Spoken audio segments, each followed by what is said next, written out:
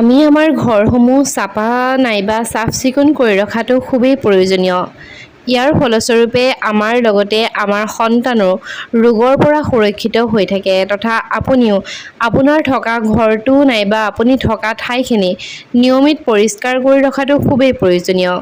কিন্তু ইয়াৰ পাছতো আপোনাৰ ঘৰত কাৰোবাৰ নজৰৰ বাবে সমস্যা হৈ থাকিব পাৰে যিবোৰ বাস্তুশাস্ত্ৰ অনুসৰি দূৰ কৰিব পাৰে।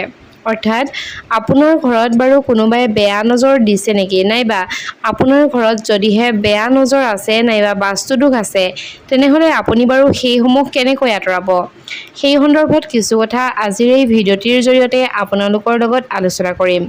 নমস্কাৰ, আস্থা ক্ৰিয়েশ্যনৰ নতুন এটা ভিডিঅ'ৰ মাজলৈ আপোনালোক সকলোকে পোনপ্ৰথমে স্বাগতম জনাইছোঁ।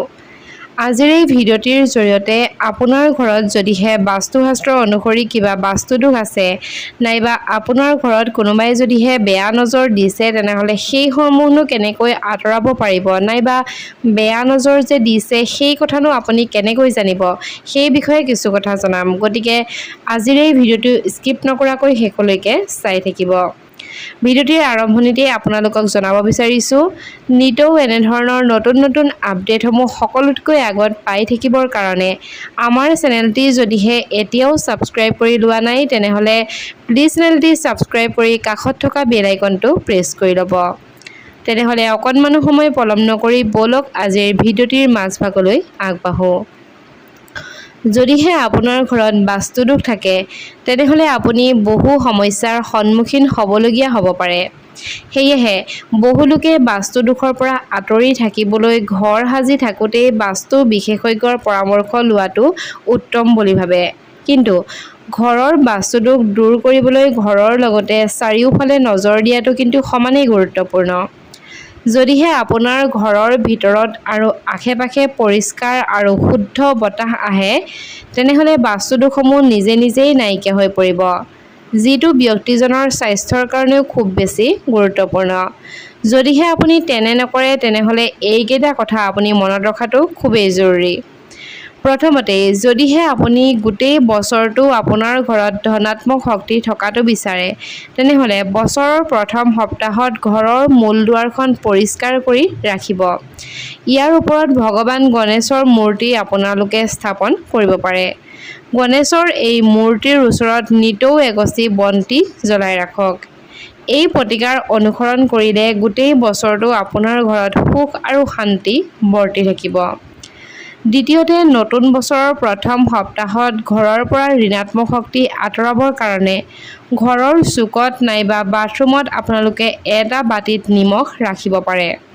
প্ৰত্যেক মাহে এই নিমখখিনি আপুনি সলনি কৰি থাকিব লাগিব।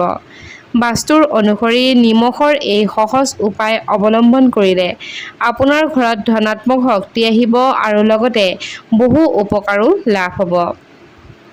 বাস্তুশাস্ত্ৰ অনুসৰি পানীয়ে জীৱনত ইতিবাচকতা আনে। সেয়েহে ঘৰত আপোনালোকে এটা একুৰিয়াম ৰাখিব পাৰে। ঘৰত এই বস্তু ৰাখিলে বহু ধৰণৰ আৰ্থিক আৰু মানসিক সমস্যা দূৰ হয় তথা এইবোৰ ৰখাৰ কাৰণে ইতিবাচকতাও ঘৰলৈ আহে। তুলসী উদ্ভিদ কেৱল পবিত্ৰই নহয়, শুভ বুলিও গণ্য কৰা হয়। বছৰৰ আৰম্ভণিতে আপুনি তুলসীৰ পুলিটো যদিহে ঘৰলৈ আনিব পাৰে নাইবা এইটো ঘৰলৈ আনিলে আপুনি আৰ্থিক সুবিধা লাভ কৰিব পাৰে। ঘৰত তুলসীৰ গছ ৰাখিলে বছৰটোৰ ভিতৰতে শুভ ফল পাব আৰু দেৱী লক্ষ্মীও আপোনাৰ ঘৰলৈ বাস কৰিব। বাস্তুশাস্ত্ৰ অনুসৰি মাতৃ অন্নপূৰ্ণাক পাকঘৰত বাস কৰে।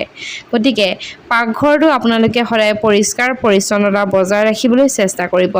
লগতে পানীৰে ভৰা পাত্ৰ এটা সদায় পাকঘৰৰ উত্তৰ দিশত ৰাখিবলৈ চেষ্টা কৰিব। এই প্ৰতিকাৰ কৰিলে আৰ্থিক লাভৰ লগতে ঘৰৰ মানুহৰ স্বাস্থ্যৰ ওপৰতো ভাল প্ৰভাৱ পৰি থাকিব। এতিয়া আপোনালোকক জনাব বিচাৰিছোঁ যে ঘৰত বেয়া নজৰ দিয়াৰ লগত সম্পৰ্কিত কিছুমান লক্ষণ নাইবা পৰিস্থিতিৰ ওপৰত মনোযোগ দিব পাৰি। যেনে ঘৰৰ ভিতৰত নাইবা বাহিৰত অপৰিষ্কাৰ পৰিৱেশ, বেমাৰ-আজাৰ, সম্পত্তিৰ ক্ষতি অথবা ঘৰত অকাৰণত যদিহে অশান্তিৰ সৃষ্টি হয়, এইসমূহেই হৈছে ঘৰত আন কোনোবাই বেয়া নজৰ দিয়াৰ কথা তথা বেয়া নজৰ দিয়াৰ লক্ষণ। এই ধৰণৰ সমস্যাৰ সন্মুখীন হ'লে ঘৰখনত বাস্তুদোষ নাইবা বেয়া নজৰৰ প্ৰভাৱ আছে বুলি ভবা হয়। প্ৰথমতেই আপোনালোকে যদিহে ঘৰত বাস্তুদোষ নাইবা বাস্তুৰ সমস্যা থাকে তেনেহ'লে অশান্তি, ৰোগ, আৰ্থিক ক্ষতি আৰু মানসিক অস্থিৰতা হ'ব পাৰে। গতিকে ঘৰত বাস্তুৰ সমস্যা আছেনে নাই বুজিবলৈ কিছুমান লক্ষণ আছে, যিবোৰ লক্ষণৰ জৰিয়তে আপুনিও গম পাব যে আপোনাৰ ঘৰত কোনোবাই বেয়া নজৰ দিছে নেকি নাইবা আপোনাৰ ঘৰত বাস্তুদোষ আছে নেকি। বাস্তুশাস্ত্ৰ অনুসৰি যিকোনো এখন ঘৰ নাইবা ঠাইৰ পৰিৱেশত ধনাত্মক আৰু ঋণাত্মক শক্তিৰ প্ৰৱাহ থাকে। যেতিয়া ইতিবাচক শক্তিশালী হয় তথা ইতিবাচক শক্তিসমূহ শক্তিশালী হয় তেতিয়া পৰিয়ালত শান্তি, সমৃদ্ধি আৰু মংগলেৰে ভৰি থাকে। কিন্তু বাস্তুদোষ নাইবা বাস্তুৰ সমস্যা হ'লে অশান্তি, ৰোগ, আৰ্থিক ক্ষতি আৰু মানসিক অস্থিৰতা ঘৰ এখনত বাস ল'ব পাৰে। গতিকে ঘৰৰ বাস্তুৰ সমস্যা আছেনে নাই বুজিবলৈ কিছুমান লক্ষণ চিনাক্ত কৰিব লাগিব। আপোনাৰ ঘৰতো বাস্তুদোষ আছেনে নাই তেতিয়াই আপুনি গম পাব। প্ৰথমতে হৈছে যে সামান্য কাৰণতে স্বামী-স্ত্ৰীৰ মাজত মতানৈক্য নাইবা প্ৰজন্মৰ সংঘাতৰ কাৰণে পৰিয়ালত নিয়মীয়াকৈ কাজিয়া হ'লে বুজিব যে ঘৰৰ ক'ৰবাত বাস্তুদোষ আছে। বিশেষকৈ দক্ষিণ-পশ্চিম দিশটো ভুলকৈ ব্যৱহাৰ কৰিলে পৰিয়ালটোৰ স্থিৰতা ধ্বংস হয়। দ্বিতীয়তে, যদিহে আপোনাৰ উপাৰ্জন ভাল কিন্তু আপুনি ধন সঞ্চয় কৰিব পৰা নাই, আপোনাৰ ঋণৰ বোজা দিনক দিনে বাঢ়ি গৈছে নাইবা আপুনি বাৰে বাৰে আৰ্থিক লোকচানৰ সন্মুখীন হৈছে তেনেহ'লে সেয়াও হৈছে বাস্তু সমস্যাৰ লক্ষণ। ঘৰৰ উত্তৰ দিশত বাধা নাইবা বিশৃংখলৰ পৰিৱেশ থাকিলে ঘৰত টকাৰ সোঁতৰ সমস্যা হয়। যদিহে ঘৰৰ সদস্যসকল বাৰে বাৰে অসুস্থ হৈ থাকে নাইবা কোনো ৰোগে দীৰ্ঘদিনলৈ উন্নতি নহয় তেনেহ'লে এয়াও এক বাস্তুদোষৰ লক্ষণ হ'ব পাৰে। বিশেষকৈ উত্তৰ-পূব কোণটো লেতেৰা নাইবা গধুৰ বস্তুৰে ভৰি পৰিলে শাৰীৰিক আৰু মানসিক ৰোগ বাঢ়ি যায়। বাস্তুদোষ থাকিলে ঘৰত শান্তি নাথাকে, হঠাৎ বিচলিত হোৱা, উদ্বিগ্নতা বাঢ়ি যোৱা তথা ৰাতি শুব নোৱাৰা এইবোৰ বাস্তুৰ সমস্যাৰ ফল। শোৱা কোঠাত আইনা, অন্ধকাৰ ছবি নাইবা বিশৃংখল পৰিৱেশ থাকিলে এই সমস্যা বাঢ়ি যায়। ঘৰৰ প্ৰৱেশদ্বাৰ আন্ধাৰ, ভঙা নাইবা অপ্ৰয়োজনীয় বস্তুৰে ভৰি থাকিলে বাস্তুদোষৰ সৃষ্টি হয়। ইয়াৰ ফলস্বৰূপে বাহিৰৰ পৰা ইতিবাচক শক্তি ঘৰলৈ প্ৰৱেশ কৰিব নোৱাৰে, যাৰ ফলত পৰিয়ালটোৰ সৌভাগ্যৰ বাধাৰ সৃষ্টি হয়। যদিহে আপোনাৰ আত্মীয়-স্বজন আৰু ঘৰৰ বন্ধু-বান্ধৱীৰ সৈতে সম্পৰ্কত অৱনতি ঘটে নাইবা ঘৰতে অপ্ৰয়োজনীয় বিবাদৰ সৃষ্টি হয় তেনেহ'লে সেয়াও বাস্তুৰ সমস্যা হ'ব পাৰে। ঘৰত ৰখা যি গছ-গছনি আছে সেই গছ-গছনিবোৰ যদিহে হঠাতে শুকাই যায় নাইবা ঘৰৰ আশে-পাশে বাৰে বাৰে যদিহে কাউৰী, ফেঁচা নাইবা কুকুৰে অস্বাভাৱিক আচৰণ কৰিছে তেনেহ'লে ইয়াকো বাস্তুৰ সমস্যাৰ সূক্ষ্ম ইংগিত বুলি আপোনালোকে ধৰি ল'ব পাৰে।